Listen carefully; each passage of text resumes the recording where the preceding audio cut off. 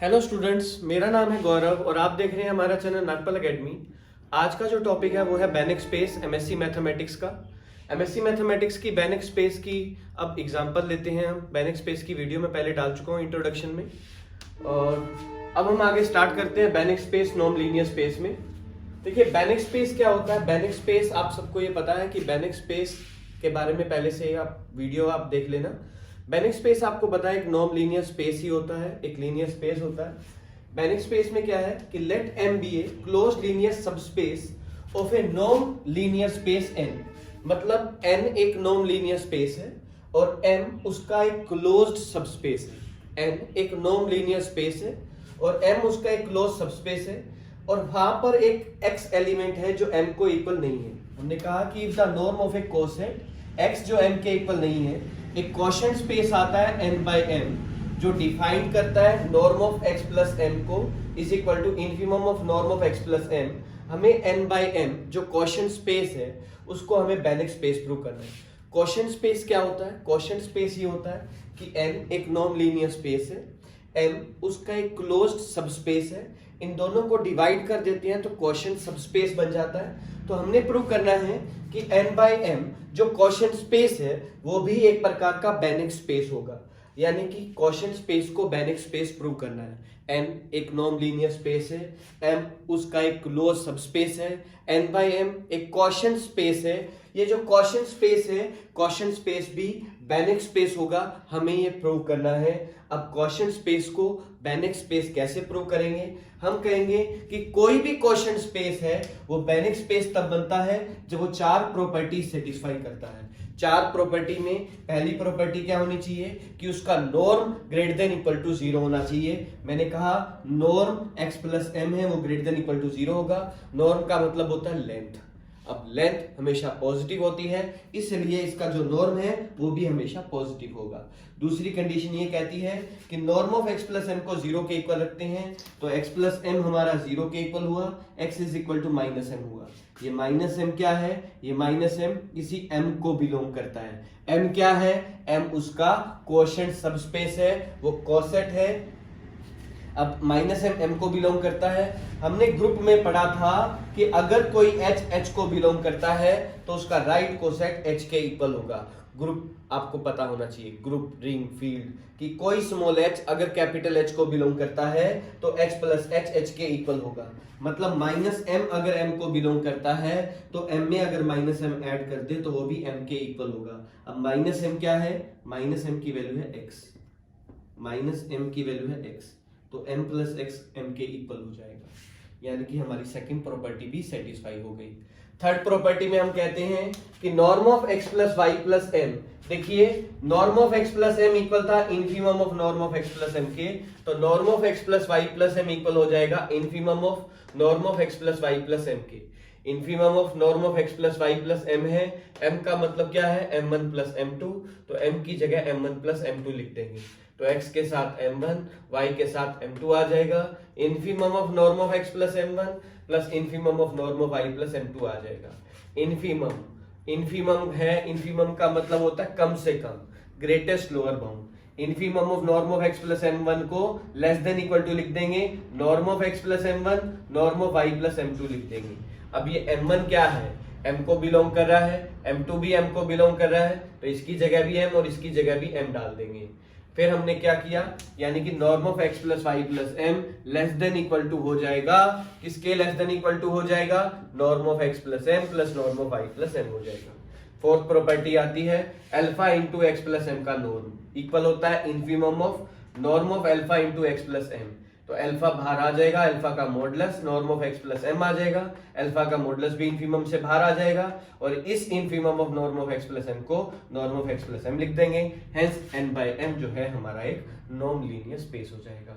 तो non linear space prove करना था, यानी कि बेनिक को नॉन लीनियर स्पेस प्रूव कर दिया था। अब n बाई m को नॉन लीनियर स्पेस से बाद अब हमें इसको बेनिक स्पेस प्रूव करना है। तो बेनिक स्पेस प्रूव करने के लिए आपको पता होना चाहिए कि बेनिक स्पेस कब होता है। एक नॉन लीनियर स्पेस बेनिक स्पेस बन जाता है जब उसके अंदर एक कोची सीक्वेंस एग्जिस्ट कर जाती है और वो कोची सीक्वेंस कन्वर्जेंट हो जाती है किसी न किसी लिमिट पॉइंट पर।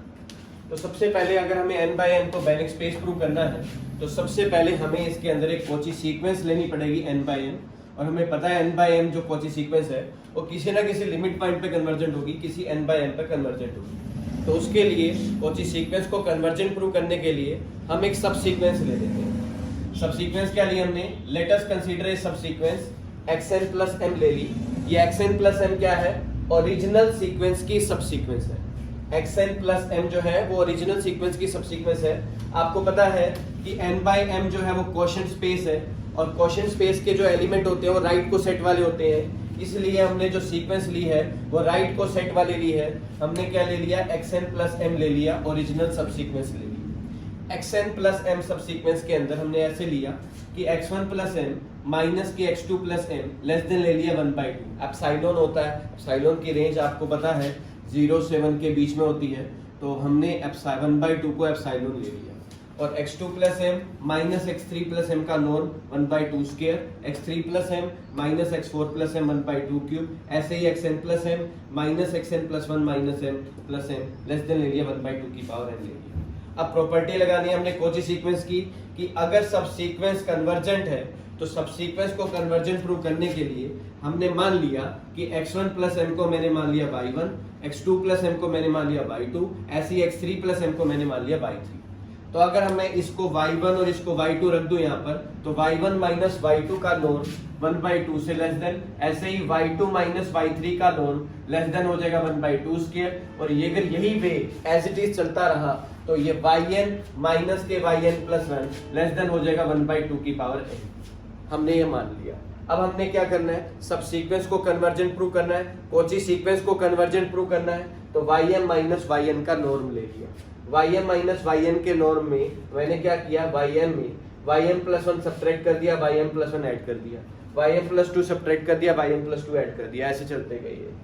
अब yn माइनस yn प्लस 1 का नॉर्म 1/2 की पावर n से लेस देन है, तो ये चीज 1/2 की पावर m से लेस देन हो जाएगी, ये 1/2 की पावर m प्लस 1 से, और अगली 1/2 की पावर n माइनस 1 से लेस देन हो जाएगी। अब यहाँ पर n टेंड्स टू है इन्फिनिटिव, तो यहाँ से मैंने 1/2 की पावर n कॉमन निकाला तो 1 बचा, 1/2 बचा, 1/2 स्क्वायर, अब तो ये इनफाइनाइट टर्म्स तक जाएगा। अब ये जीपी बन गई है।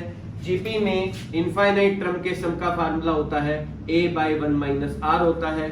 इनफाइनाइट टर्म्स है तो इसका सम का फार्मूला हो जाएगा a बाई 1 माइनस r हो जाएगा।